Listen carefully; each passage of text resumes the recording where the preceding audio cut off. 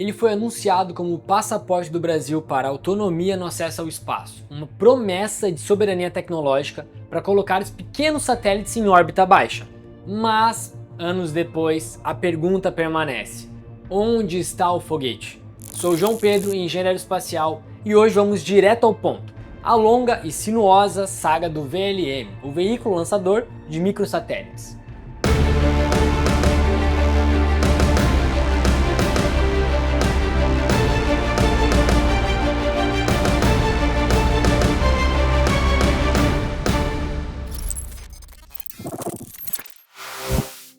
A jornada espacial brasileira é marcada por grandes ambições e desafios igualmente imensos, isso já sabemos. A história do veículo lançador de microsatélites tem raiz na vontade de superar as dificuldades encontradas por seu predecessor, o veículo lançador de satélites, o VLS, e já sabemos qual foi o fim dele. Bom, o cancelamento oficial assinado do VLS viria apenas em 2016, mas desde 2003, com o acidente de Alcântara, esse pensar de novas tecnologias e novo desenvolvimento se intensificou. Foi nesse contexto então que a partir de 2008 a ideia do VLM começou a tomar forma. Ele nasceu da necessidade de um recomeço pragmático, concebido como uma versão simplificada e mais viável, com foco no crescente mercado microsatélites que não exigem aquela potência de foguetes de grande porte, como a gente estava com o Saturno V da NASA e tantos outros como o Space Shuttle também, que é o ônibus espacial. Para mitigar riscos técnicos e dividir altos custos, o Brasil, por meio do Instituto Aeronáutico e Espaço, IAE, buscou uma parceria estratégica com o Centro Espacial Alemão, a DLR.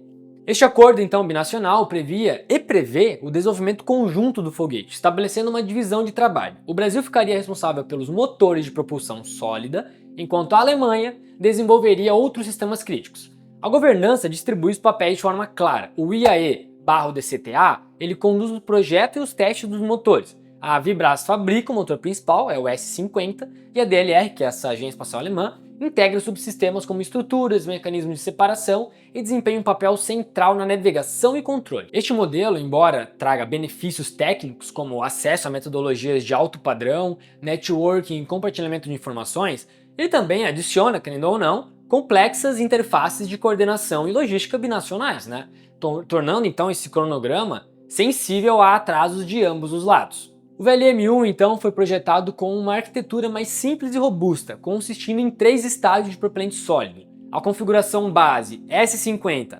S-50 e S-44 foi concebida para a inserção de pequenos satélites em órbita baixa. A documentação pública descreve metas de até 30 kg em órbita baixa de 300 km de altitude. O coração do lançador é o motor S-50, um novo e potente motor com 12 toneladas de propelente, utilizado então nesses 2 primeiros estágios do foguete. O terceiro estágio, então, e o seu último, ele é responsável pela inserção final e pela precisão orbital. Utiliza esse motor S-44, que é um componente já testado e herdado de programas anteriores, como o foguete de sondagem VS-40. Apesar do planejamento cuidadoso da cooperação internacional, o caminho do VLM tem sido tortuoso. Eu até acredito que vocês já sabem, já conhecem essa história. O porquê da demora, ela combina uma complexa teia de fatores técnicos, industriais e principalmente orçamentários. Pois é, orçamento.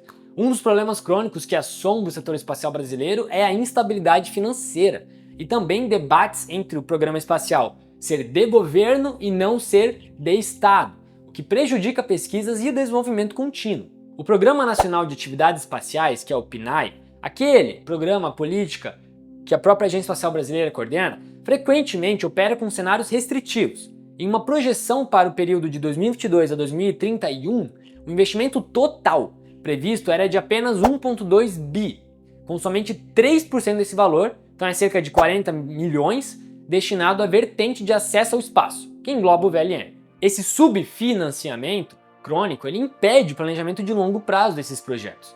Essa realidade orçamentária reverbera em atrasos técnicos e industriais. A fabricação do motor S-50, a integração de aviônicos e atuadores e a coordenação binacional com a Alemanha aumentam a interdependência entre os marcos desse desenvolvimento. Qualquer desvio em uma área, seja por falta de verba ou por desafio técnico inesperado, impacta todo o restante do cronograma e do programa. O resultado é um ciclo vicioso de adiamentos e assim por diante.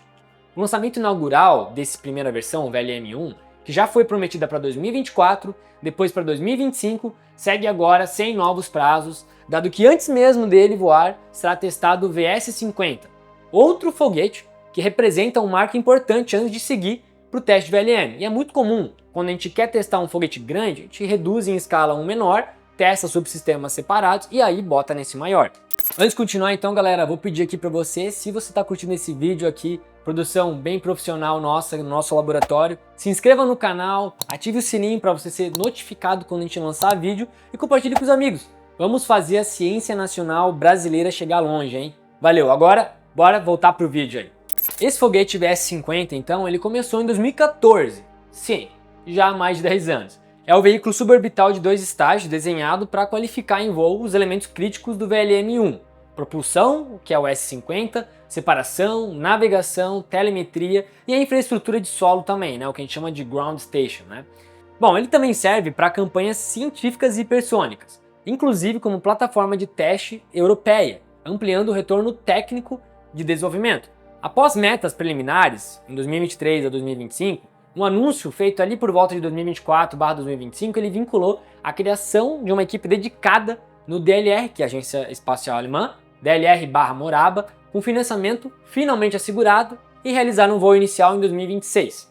Esse replanejamento coloca o VS-50 como gargalo positivo, que sem validá-lo em voo não há qualificação fim a fim que sustente a certificação do VLM.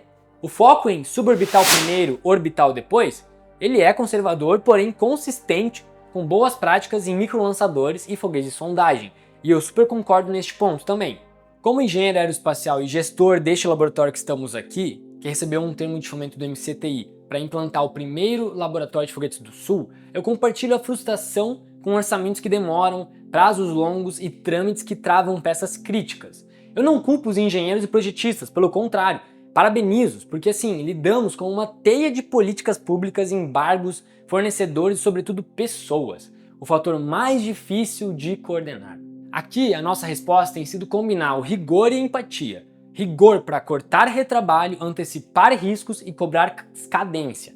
Empatia para entender limites humanos e estruturais de uma cadeia ainda em consolidação. Ajustamos assim rotinas, encurtamos decisões e criamos trilhas de validação mais curta, porque gestão também é engenharia de tempo. Os prazos escorregam e a crítica é justa e fundamentada, mas seguimos trabalhando para transformar a ansiedade por prazos em disciplina de execução. Sem esquecer que foguetes são feitos por pessoas, e é com pessoas que se constrói cadência, confiança e voo. E também por vocês que estão nos assistindo, nossos ouvintes, que contribuem para justificar incentivos em pesquisas. E então, sim, sempre fiquem de olho e façam suas críticas e cobrem resultados, seja nosso aqui ou do próprio VLM. Pois projetos espaciais são feitos na sua grande parte no Brasil por recursos públicos vindo do contribuinte. E por isso, eu valorizo muito e tenho muito cuidado maior ainda. Ao contrário de programas anteriores, o VLM, então, agora exibe um marco propulsivo validado em solo, muito importante. Em 1º de outubro de 2021, o motor S-50, que é o do primeiro estágio e do segundo, realizou um teste de queima estática integral de 84 segundos contínuos, um avanço técnico decisivo que comprovou o envelope básico de input e desempenho, abrindo caminho para sua integração. E nós que trabalhamos com foguetes sabemos, o propulsor, o motor, é o ponto mais crítico, é onde pode dar uma catástrofe, como já conhecemos no nosso programa espacial. Então esse marco ele é super validado.